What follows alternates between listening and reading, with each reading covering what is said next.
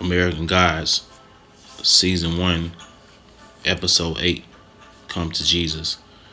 It basically tells you point blank that the worship of gods is fruitless, and basically that the goddess Easter, which is Ishtar, she basically states in there that that the pagan worship of Easter is the pagan worship, it's a pagan custom, and pretty much the gods of old are still being worshipped as this pagan custom, and this custom is fruitless, and basically that people are worshiping something that they don't know what they're worshiping, and pretty much the like I said, the goddess Easter, or Ishtar, that was played in American Gods, but it was played by Kristen Chenoweth. Kristen Chenoweth played Easter or Ishtar, and she basically was saying in the episode that the gods will still worship to this day. That the gods still worship to this day, and it is still been the same pagan practice that's been Christianized or what have you, and it's still been worshipped as today, along with Jesus Christ. And basically, she was stating this in in American Gods. American Gods has a lot of subliminal messages in there, and subliminal things that basically that they touch on. And like I said in one of my other previous videos, that movies and TV shows have messages in them. You know, messages hidden in plain sight. So what's the best way to hide something? You hide it in plain sight. So definitely check out American Gods, the season 1, episode 8, called "Come to Jesus," and they go through the whole Easter, pretty much the Easter festival or what have you, holiday, whatever you want to call it. They break that down, and they tell you in plain sight that you're worshiping gods and you're not worshiping the Creator. All right, the Creator is not a god. Okay, he's not a god, and I will be breaking it down in future times. But Easter, this video is gonna be about Easter. It's exposing Easter. It's exposing Easter like never before. Easter is pretty much named Ishtar in Mesopotamia, and Inanna, Ishtar or Inanna in Mesopotamia, and the goddess Isis in Egypt, and her son Horus, the goddess Semiramis in Babylonia, and her son Tammuz, and the Roman Catholic, which as we know today, Mary and her son Jesus. Mary and Jesus are pretty much the more modern terms of the mother goddess and her son Jesus Christ or what have you. And Easter is pretty much, like I said, is Ishtar, Isis, Inanna, Semiramis, and Mary.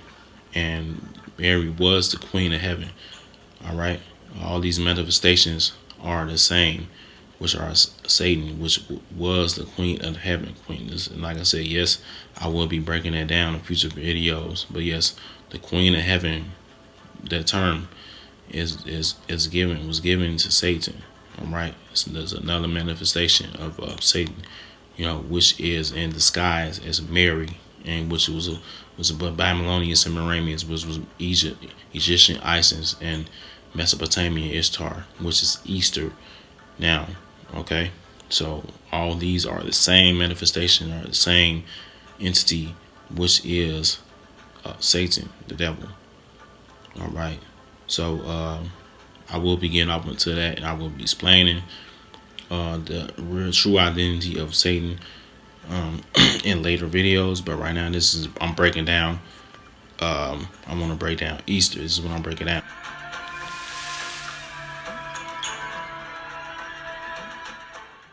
Matthew chapter 28, verse 1. After the Sabbath, at the dawn of the first day of the week, Mary Magdalene and the other Mary went to look into the tomb. Verse 2. There was a violent earthquake, for an angel of the Lord came down from the heaven, going into the tomb, rolled back a stone, and sat on it, and his appearance was like lightning, and his clothes were white as snow. The guards were so afraid they shook and became like dead men. The angel said to the women, "Do not be afraid, for I know that you are looking for Yeshua, who was crucified. He is not here, he is risen. He has said, come and see the place where he lay.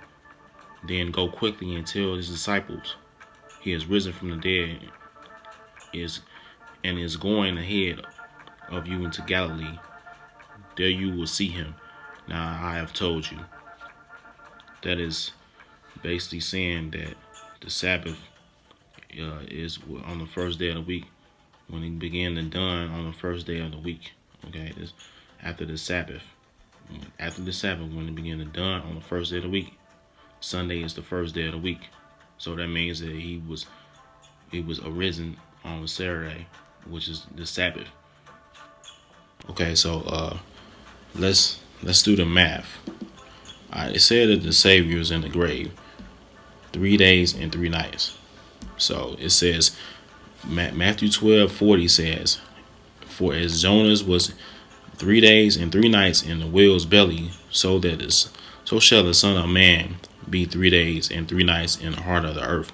So when we do the math on 3 days and 3 nights, so if the Messiah was crucified on so-called Good Friday Eve, pretty much Good Friday in the evening time, and then resurrected on Sunday morning, so to speak. Okay, so on Easter Sunday morning, so we have an actual day, a real day is sundown to sun up. That's an actual day. Okay, so sundown to sun up is an actual day. So let's do the math. We have Easter evening, which is Easter Eve, which will be sundown. Then we have Saturday morning, is the Sabbath morning, which is the actual Sabbath. That will be sun up. So that's one day. So Saturday sundown. You have Saturday sundown will be 2 days. Okay. Saturday sundown will be 2 days, and then Sunday morning. So that's not even 3 days yet. That's actually like 2 days. All right, it's 2 days. We have actually the whole. If the Messiah was crucified on Good Friday evening, that pretty much the evening is over with. And he said he would be. He was crucified on the evening, on pretty much the dawn, and then was resurrected in the morning. So that alone tells you that that's only a couple days, and it's not even just really a couple days. It's probably like a day and a half, because the Fridays, like I said, if he was crucified on Friday sundown, Friday sundown, that's pretty much already almost. It's Friday sundown, it's the Sabbath already.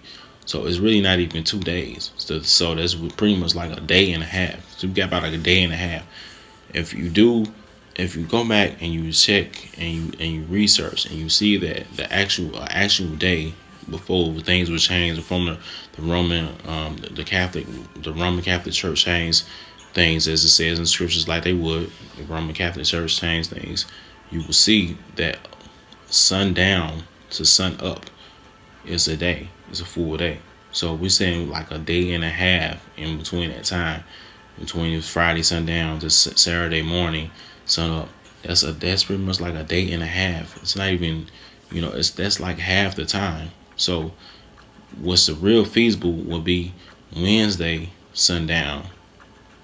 Okay, to Wednesday sundown to Saturday, which is actually the Sabbath. Okay, Wednesday to Saturday is 3 days, 3 nights. Wednesday sundown to Saturday. All right, to Saturday. There's 3 days and 3 nights.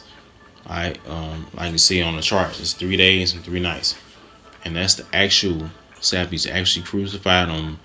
Yeshua was actually crucified on Wednesday and resurrected on Saturday, which is the Sabbath. That's 3 days and 3 nights. All right, do the math, guys. You know, you see it right here. It's 3 days and 3 nights.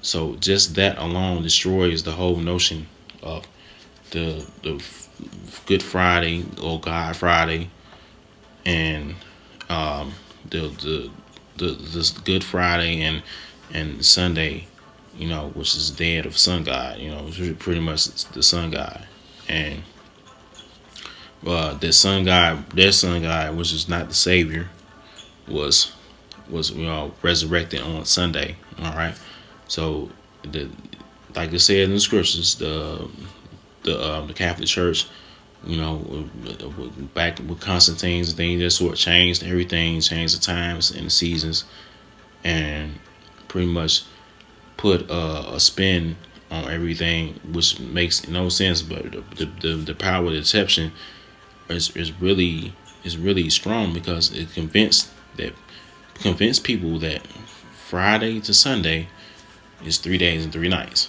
and it's nowhere near that. If you go on a vacation, let's just say this: if you go on a vacation from Friday to Sunday, it's not 3 days and 3 nights. Okay, you're not booking a vacation for 3 days and 3 nights. There's nowhere near. That's not 3 days and 3 nights. So just look at it like that. All right, it's not 3 days and 3 nights. But when it comes to religion comes into play, then people all of a sudden forget how to count. So that's the actual time: Wednesday sundown to Sunday. So Wednesday sundown to Sunday. I'm sorry, it's Wednesday sundown to Saturday.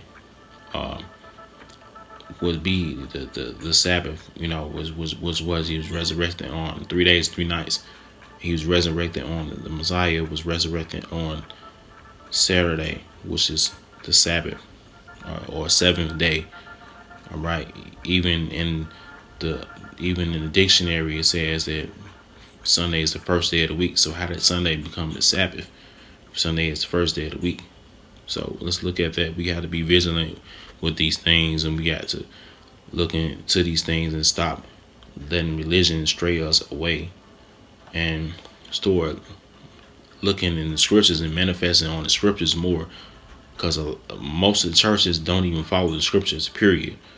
So that's 3 days and 3 nights, Wednesday to Sunday. I'm sorry, Wednesday to Saturday. I keep saying Sunday. Friday to Sunday is false.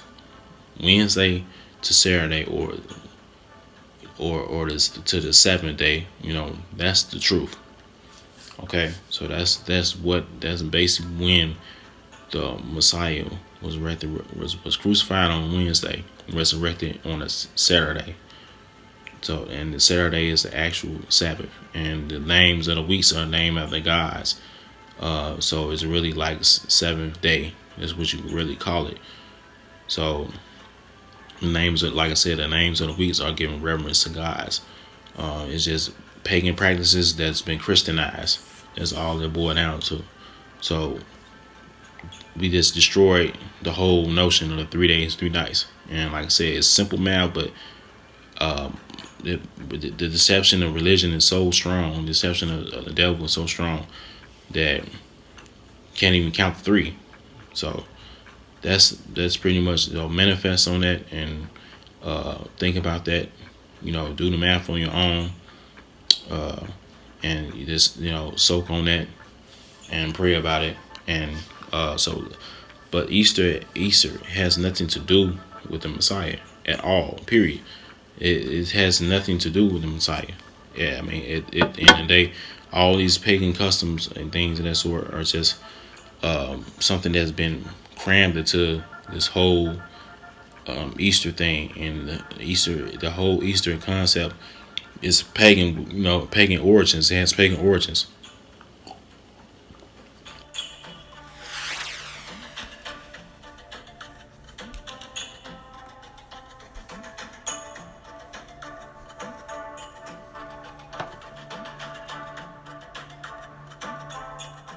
like speaking of pagan origins, get off to the bunny rabbit. Now, the the goddess Easter or Ishtar is also represented as the goddess of fertility, sex, and love. So, uh, bunny rabbits what represent what fertility. It multiply. Bunny rabbits multiply. So that's where the whole fertility concept comes from, because the goddess Ishtar, or Isis, Semiramis, Mary, what have you, or like I said, are the same, one and the same, or the same entity, which is the Queen of Heaven, which is pretty much which is pretty much Satan,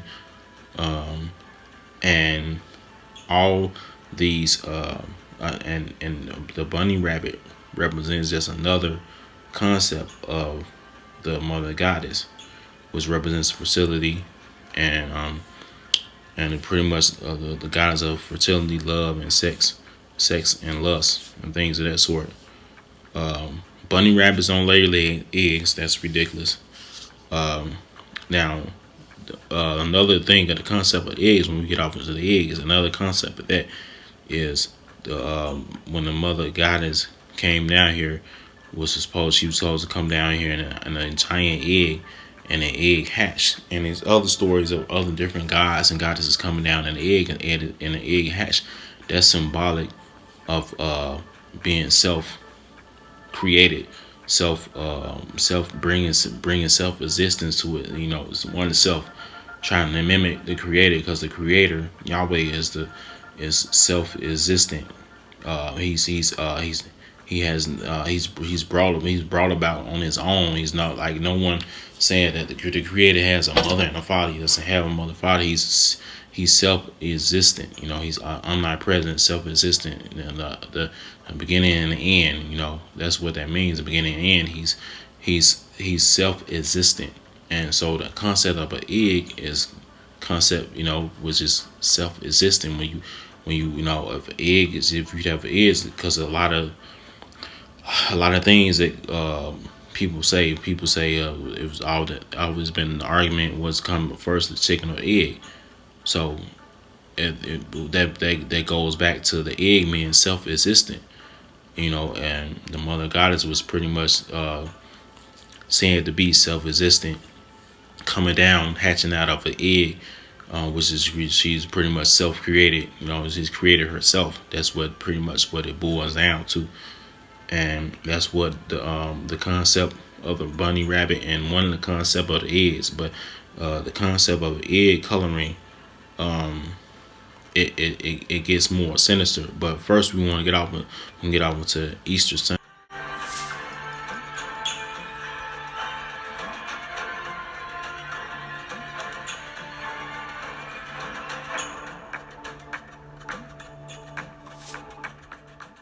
What really should be given reverence to, what we should really be giving reverence to, is the Feast of Unleavened Bread, which goes out into the Passover.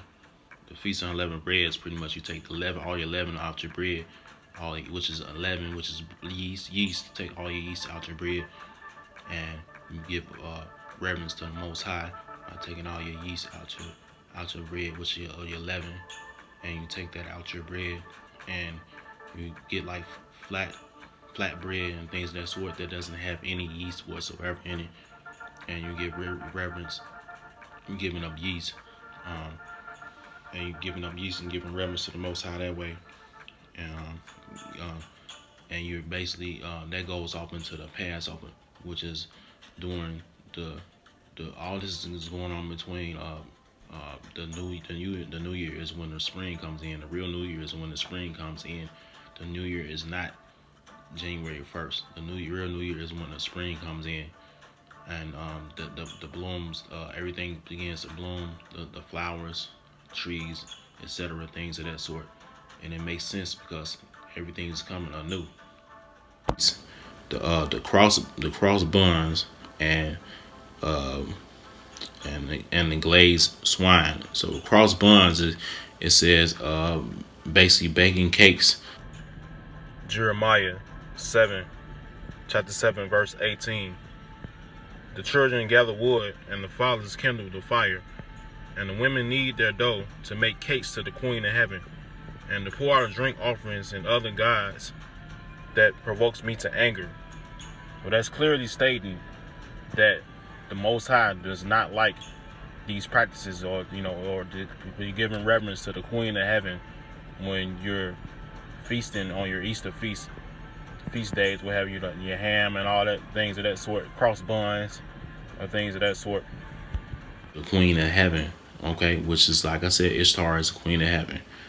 So you bake cakes to the Queen of Heaven when you bake the cross bun cakes. That's giving reverence to the Queen of Heaven. That's in the scriptures.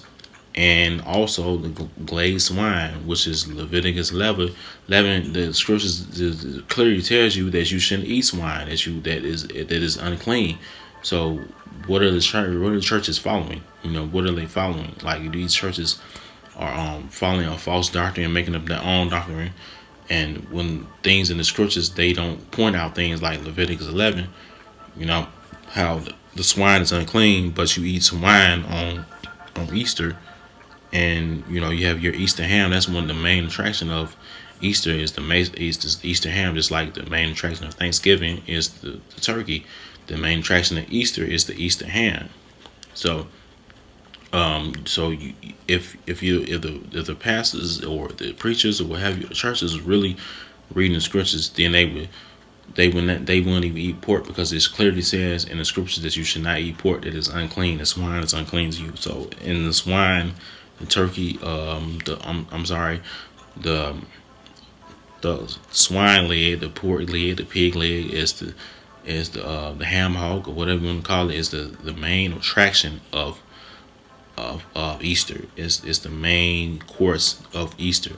And the cross buns is giving reverence, is baking cakes with the cross bun, baking cakes to the Queen of Heaven.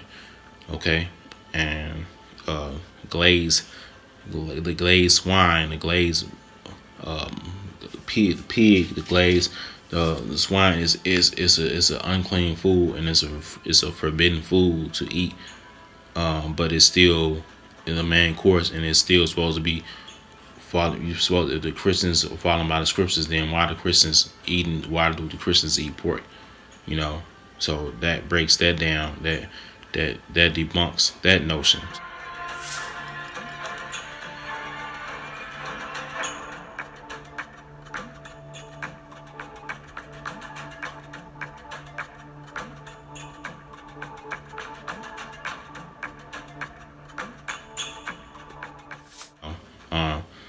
That the Christians are not following the scriptures.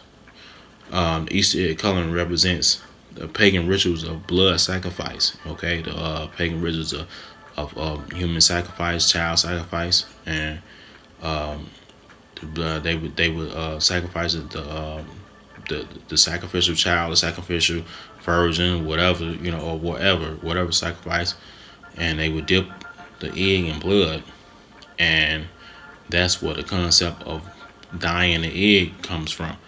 The Catholic Church still does it to this day, dye the egg, and they say it's the quote unquote blood of Jesus. No, it's